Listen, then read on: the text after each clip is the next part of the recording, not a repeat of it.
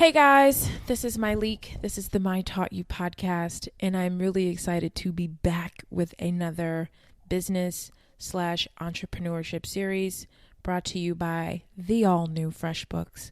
I know on this podcast we've been having so much fun with our guests, which will be back. But I know a lot of you are fans of business and entrepreneurship like I am. So today I did my best to put together what I would believe to be the top 5 books that would be beneficial to an entrepreneur. And while I can certainly talk about, 50 or 500 books, I felt like if I had to give a brand new entrepreneur a list of books, this would be it. This series is brought to you by the all new FreshBooks, and I'm really excited about the all new FreshBooks because I tried it. I have a membership over there, and I've been giving it a go. And what I love about this accounting software, so for those of you who are entrepreneurs, are thinking about being an entrepreneur, and if you are a freelancer, you are an entrepreneur, I know how busy it is, right? It's just like you've got several projects, you have a meeting coming up, where's my lunch? You have so many things to do that sometimes we put the business of our business on the back burner, which we cannot do because we must be organized and we got to make sure we're getting our money. The all new FreshBooks has so many amazing new features. The features that have stood out to me so far have been the all new dashboard. The FreshBooks dashboard has been curated to answer the one burning question for any small business owner. How is my business doing? No more guessing games on what's owed, overdue, or whether or not you're in the red. So literally you log in, you're at the dashboard, and every day that you log in, you know exactly how you're doing, what pace you're on. And that's the thing that I like the most, is that I love to know, like, how am I pacing this month versus last month? Another really cool feature that I enjoyed is the notification center. So the new notification center is like your personal assistant telling you what's changed in your business since you last logged in and what should be dealt with. Things like overdue notices, right? This lets you focus on what's needed to get done and help you get back to your work faster. FreshBooks, of course, is offering a 30-day unrestricted free trial to my listeners. To claim it, all you have to do is go to freshbooks.com/mytaughtyou and enter My Taught You in the How Did You Hear About Us section. Very simple. I know you're going to like it. I love it when you guys tweet me that you've tried it. It's helping to keep you organized. You can invoice and people can pay you right there on the spot. And you know me, I'm all about getting my money and making it easy for people to pay me. So check it out. freshbooks.com/mytaughtyou. Putting this list of books together was a challenge because I was just like, if I had to come up with a list of 5, sometimes people just want to know, where do I start? So starting now, this is my top 5 books on entrepreneurship. Number 1, The E-Myth Revisited: Why Most Small Businesses Don't Work and What to Do About It, by Michael Gerber. So The E-Myth Revisited was recommended to me by my really good friend, Spencer Humphrey. He is on the gram as Black Tie ATL. Spencer is a serial entrepreneur. And before I decided to take like the deepest dive into entrepreneurship, I started meeting with a lot of friends that I have that were already doing it. And so that's always a great first step to take if you're considering entrepreneurship, is look around and see who's doing it. And it doesn't necessarily have to be in the same field as you. You just want to know how they started and what they're doing. So some key points in this book that I'm going to share with you is that most people start a business for the wrong reason. Most people just want to work for themselves because they're tired of working for someone else. And the thing that you don't realize is you typically end up working twice as much for half the money when you work for yourself, right?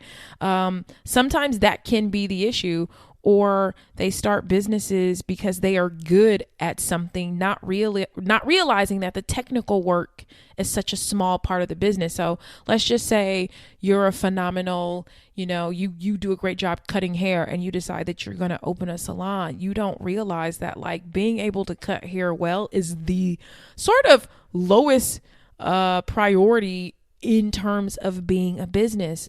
It just is. And so Michael Gerber goes on to say that people make less money in their businesses because they're doing the wrong work. If you cut hair or you do hair and you think that's the heartbeat of the business, if you think the heartbeat of your business is your talent, you are so very wrong. The heartbeat of the business is, and I want you to get your pen out, marketing, sales, and operations, period, right? So you being bomb at this and amazing at that, that is not where the heartbeat of the business is. Marketing, sales, operations. Another great point that I love that Gerber makes is if your business depends on you alone, you don't own a business, you own a job. And that point really sticks out in my head a lot of the times when I am constantly challenging myself to let people do the jobs that I've hired them to do, right? I think we start these businesses, we start working, and we start to feel like, oh my God, if I'm not there to oversee everything, if I'm not there to inject myself in every single moment, it's not happening correctly. And the truth is that if every function of the job needs you, you aren't running a company, you're owning a job. And that is not something that we should be doing. A nice quote from the book: the work we do is a reflection of who we are. If we're sloppy at it, it's because we're sloppy inside. If we're late at it, it's because we're late inside. If we're bored by it, it's because we're bored inside with ourselves, not with the work. The most menial work can be a piece of art when done by an artist. So the job here is not outside of ourselves, but inside of ourselves. How we do our work becomes a mirror of how we are inside. And so I think that if you follow people on social media and you see the kind of businesses that they have, those businesses reflect who they are as a person. And so things are falling apart and things don't look great or things are a little tacky. That's how that person is on the inside. Another good quote: contrary to popular belief, my experience has shown me that the people who are exceptionally good in business aren't so because of what they know, but because of their insatiable need to know more. So people who do really well are insanely curious. They want to know everything. They read everything. They're interested in a lot of things. So it's not that they're successful because of what they know. It's their curiosity is what drives them and what makes them successful. The difference between great people and everyone else is that great people create their lives actively while everyone else is created by their lives, passively waiting to see where life takes them next. The difference between the two is living fully and just existing. And so that's why I think these books are great for people who are not necessarily entrepreneurs, because it helps you understand, the entrepreneurial mindset helps you understand that like this life comes down to what you decide to create, right? And my last favorite quote for this book is, your business is nothing more than a distinct reflection of who you are. So if you're not, you have to be careful trying to be like everybody else, and you have to understand that you just have to be yourself in business, because that is what people want. They don't want you being like someone else. They want you being like you. And even the parts of you that you think aren't as appealing or you don't think are as cool, there's somebody out there who can relate to you exactly as you are. So that's my recommendation for that. Before I get into book number 2, I just realized this as I was going over this, that on my website, mytaughtyou.com, I have my new 2017 Hustle Journal up. I thought about that because I'm like, you should be writing this down and taking notes. And so that journal is pre-selling on my site right now. And it's going to ship before the holidays. So you'll have it. It's a great Christmas gift, all that good stuff. So that's that. Book number 2 is Leaders Eat Last: Why Some Teams Pull Together and Others Don't, by Simon Sinek. Simon, I mentioned this in another podcast, can do no wrong. He has some really great books. And some of my favorite notes and quotes from that book are, I have a lot of them. As the Zen Buddhist saying goes, how you do anything is how you do everything. And I really just believe that to be true. I had a situation this week, actually last week since today is Sunday, but I had a situation where I was really uncomfortable with the way someone chose to, I guess, describe me or describe something I really wasn't turned on by the way the person chose to describe me in print. And so because of this saying and what I believe to be true is like, how you do one thing is how you do all things.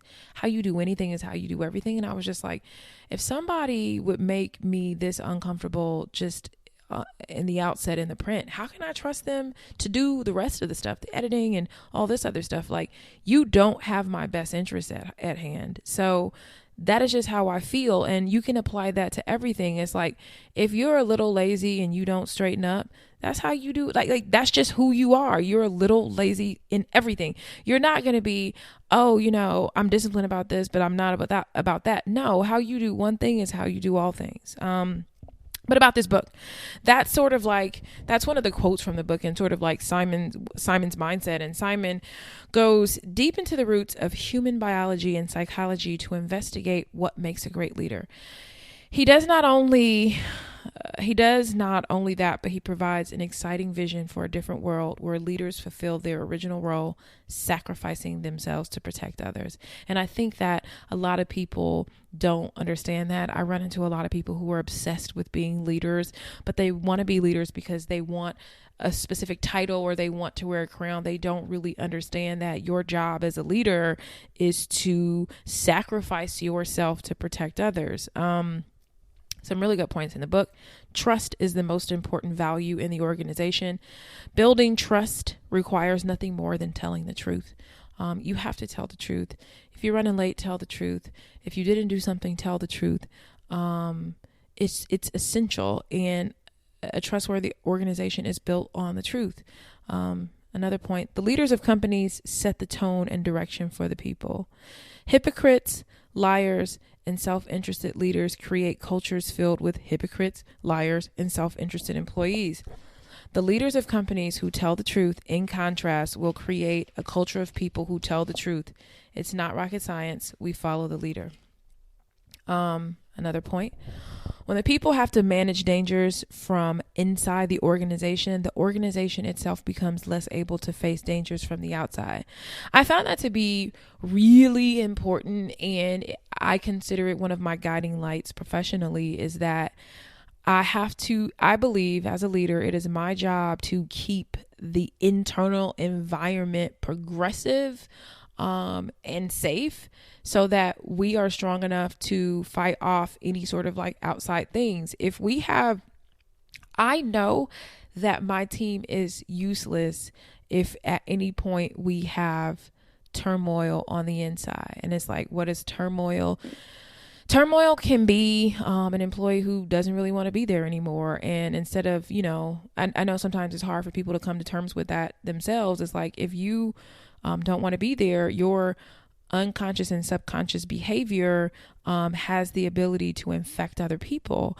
And if you are a true leader, it is your job to figure out who these people are, have conversations with them.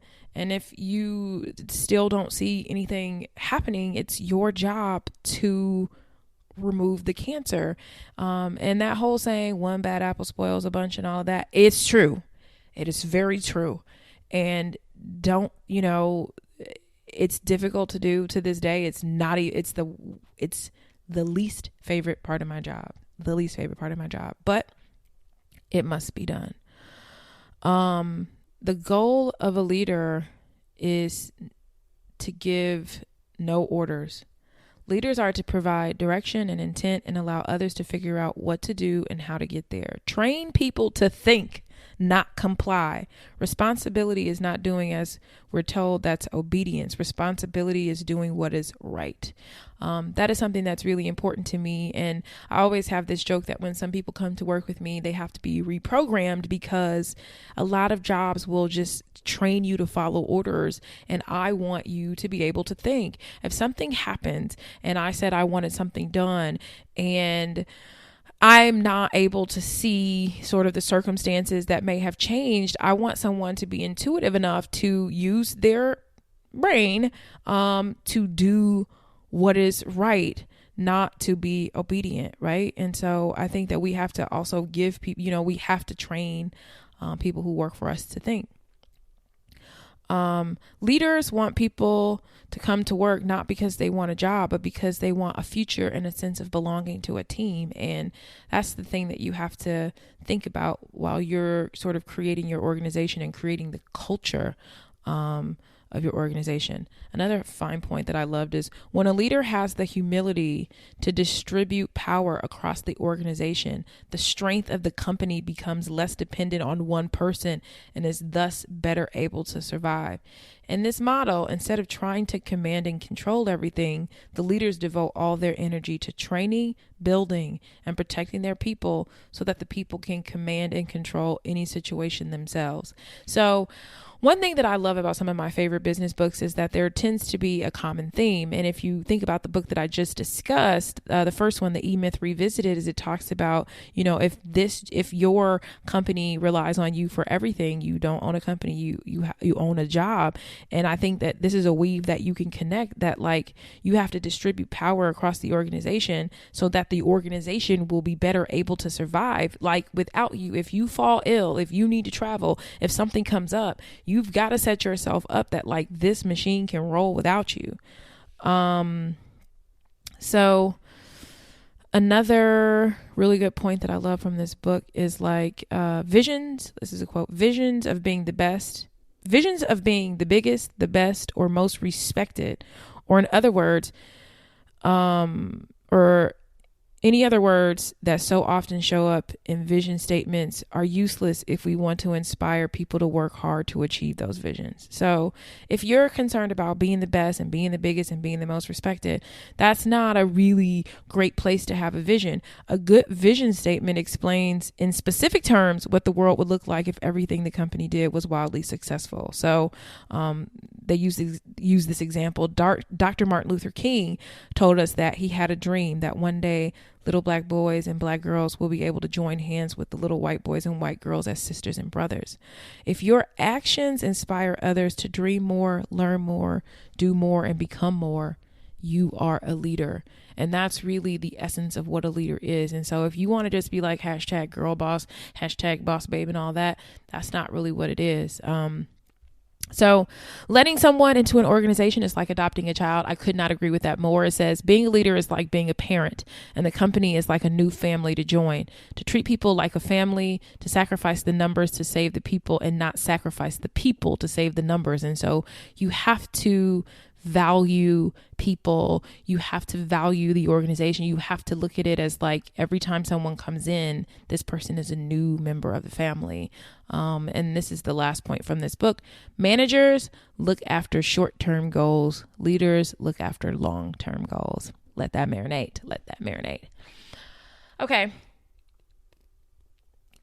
You likely won't be surprised by book number 3. Book number 3 is The Tipping Point: How Little Things Can Make a Big Difference by Malcolm Gladwell. Malcolm Gladwell is just amazing. If you haven't listened to his Revisionist podcast, do yourself a favor and get in on that. This book was recommended to me by my friend Nick. Before I became an entrepreneur, I moved to Atlanta, and Nick suggested that I read this book. And this is Malcolm Gladwell's first book. The Tipping Point is an analysis of how trends are sparked and take hold. Gladwell defines a tipping point as the moment of critical mass, the threshold, or the boiling point. So this is a book that seeks to explain and describe the mysterious sociological changes that mark everyday life. Ideas, products, and messages and behaviors spread like viruses do. And so I really like this book. and thought about it heavily before I started a brand, because I knew that it was going to be important to me to create something that would spread like a virus, if you will. And it's a really I feel like it's academic, it's academic in the way it is explained. But if you think for a second that things that sort of just take off don't have any heartbeat or don't have any thought to them, these epidemics, these things that have become epidemics, you're sadly mistaken. So Malcolm Gladwell describes the 3 rules of epidemics, or the 3 agents of change, as the law of the few, the stickiness factor, and the power of context. I'm not going to go off the deep end and explain those to you. But what I really liked is how, if you read the book, I think you'll find it insanely interesting. But he talks about 3 types of people in this book. Connectors, people that are needed for an epidemic. Connectors, the people in a community who know large numbers of people and who are in the habit of making introductions, right? So I think we probably all know somebody who's a connector. Mavens, people who are information specialists, are people we rely upon to connect us with new information. And then there's salesmen, persuaders, charismatic people with powerful negotiation skills. I can say that if you know someone who's all 3 of those, they typically are faring very well professionally and in the business life. 2, if you haven't read Outliers, also do yourself a favor and check that one out too. But Outliers, the story of success. 2 favorite quotes from that book. It is those who are successful, in other words, who are most likely to be given the kinds of special opportunities that lead to further success. It's the rich who get the biggest tax breaks. It's the 9 and 10-year-olds who get the most coaching and practice.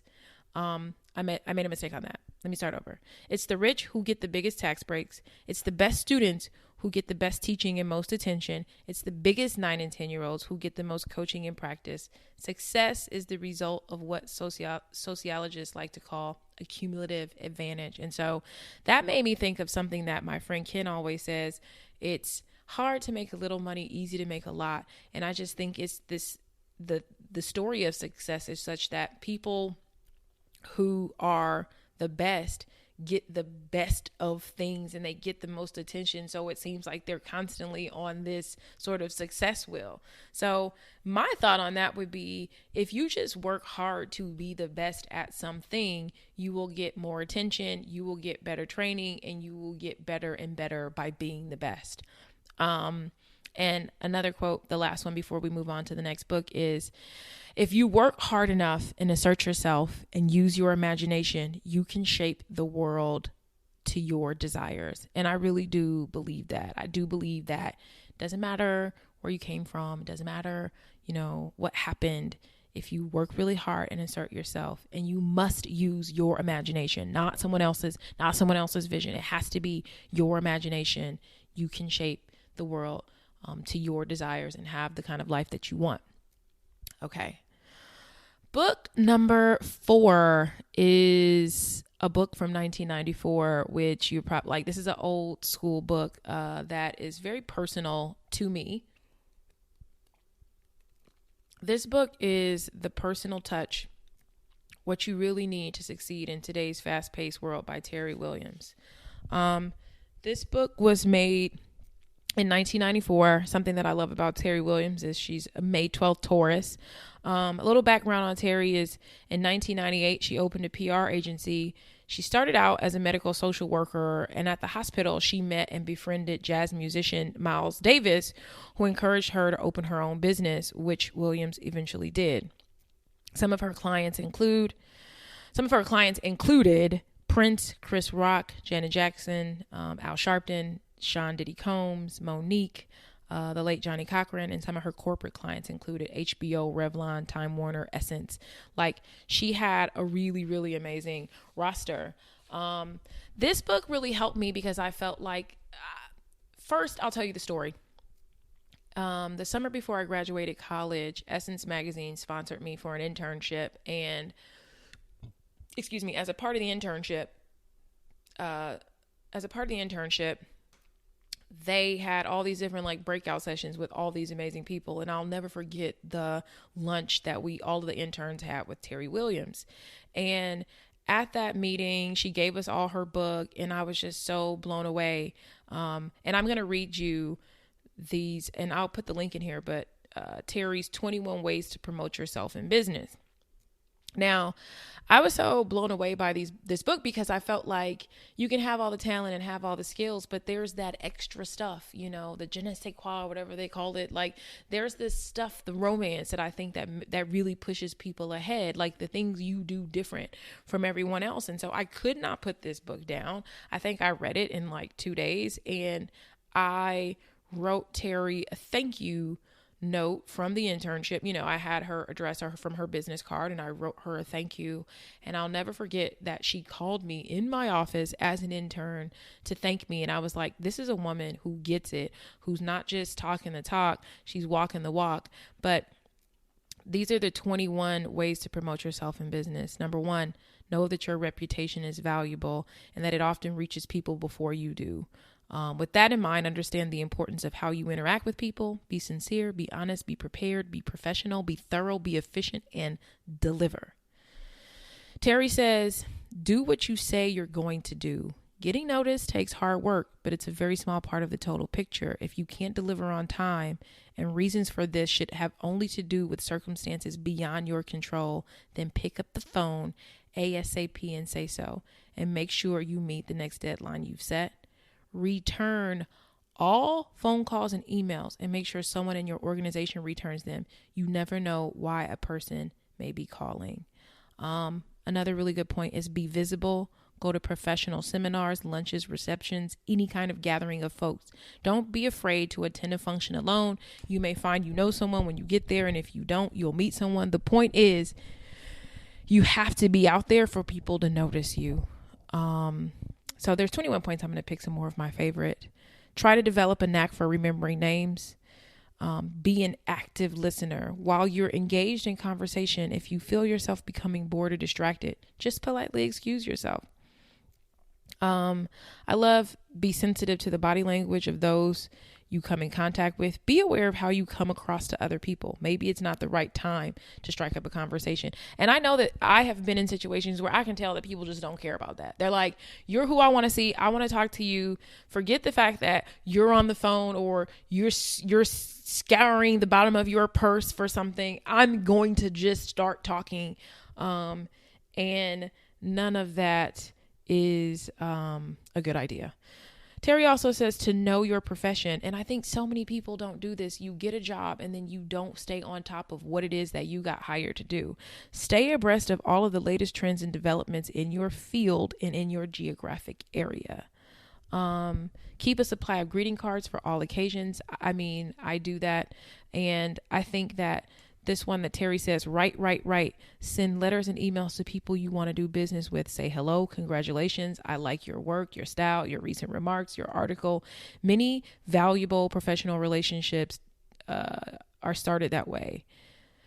So that is something else to remember. And I know this should go without saying, but remember to say thank you. It's amazing how few people invest the time to express gratitude for a favor or a job well done. Remember that people don't have to do anything for you. It's all about developing a winning style and cultivating relationships that can be instrumental in opening doors you never dreamed could be open for you. Work hard to achieve your goal. So those are just a few of some of Terry's like personal touch things. If you want to find out more personal touch things, please pick up The Personal Touch by Terry Williams. And Terry is Terrie. That is a book that if anyone starts working with me, it is the first book that I have everyone read because that is sort of like my motto.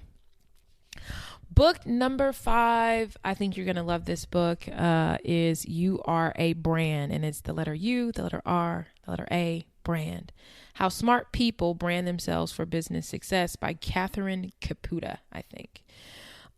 This book is about how to control the way people who can affect your success perceive you. So my favorite chapter is chapter 5 in this book. I think it starts on page 67, but chapter 5 is about self-branding. And she says, A self-brand is a self-brand is described as such. A person represents a skill set. A self-brand represents a big idea or a belief system that other people find special and relevant. And so chapter 5 says, use the principles of visual identity to create a powerful self-brand package. So often I think that people don't think about the strongest thing that they can do to brand themselves, and it's their visual identity. It's how they look on the outside. And so she goes on to talk about how visuals speak a good universal language, no matter where someone is in the world. You know, if they're on your Instagram and they see your visual, or if someone has never met you and you walk up, what you're wearing is super important. What is your visual identity saying? What does your entire package say about you? And I know everybody constantly uses this example, but we know that like a lot of times hairstylists aren't pulled together. Their hair isn't together because they haven't made the time to do that. But there is something to be said about, your visual identity and what your hair says about what you do. Clothes communicate what you do for a living, or where you may be on a socioeconomic scale. So clothes are such a strong branding device. And if I had to do a little sub book inside of this book, there is a book that I love called IT exclamation mark, by Paula Froelich. And that's Froelich. So Paula Froelich, Froelich. Trying to remember that off the dome, but it's a phenomenal book where she talks about how, as being a former writer for, I think it's the New York Post, how she understood how celebrities are celebrities, and how, if you think that Beyonce is just walking out the door, those candidates, that's not a candidate, and how we can sort of manage the perception that people have of us by our appearance. And so a really great story in this chapter that she tells is, remember the gray poncho Martha Stewart wore when she was released from prison, made by an inmate? That's branding. It said she was back on top of her game. She can make lemons out of lemonade. She can pluck style from anywhere because that's what her brand is. And she is stronger because of this experience. And so you have to look the part to get the part, but you don't want to look too perfect, right? And I know you're just like, oh my God, you just told me to make sure that I have it all together. But Catherine says, most people find perfection a barrier to likability. So if every single thing about you is just perfect, people, you introduce the barrier of likability. So it's okay if you have a stray hair or two. It's okay if your face ain't not beat to the gods every day. It's okay if you've got a wrinkle or two, but you always want to make sure you have your pieces pulled together. She says, don't ignore your hair. It can become one of your greatest branding tools. She uses Dolly Parton, Don King, and dare I say Donald Trump, as examples of how you can use your hair to brand you. And I think if you think about the Urban Bush Babes, I think their hair brands them. I think Taryn Guy, her hair is her brand. There are so many women out there who their hair is their brand. And so she says, have a trademark or signature accessory that creates a visual identifier that works as a branding device. And so the first thought to me was Iris Apfel, like the older woman who wears those glasses, like that is a signature accessory. So this is obviously my list, and there are more than 5 books that have shaped my professional life, but these, I believe, are a great place to start. Biographies of people you love are also really great when you're thinking about entering a business. Stories of the making of brands that you're a fan of are also books that you should look into. So I know that is it Tamara Mellon, who worked with Prada, has a great book. And I know that the Guilt Group girls have a book, and the Nasty Gal girl has the book, Sophia Amoroso, Girl Boss. There are so many books that you can read. So a lot of times people are like, oh my God, how did you start a business? I've never really read a book that somebody doesn't really tell you how they did it. So do some research, look at brands that you love, like the Kind Bar story. They have a book.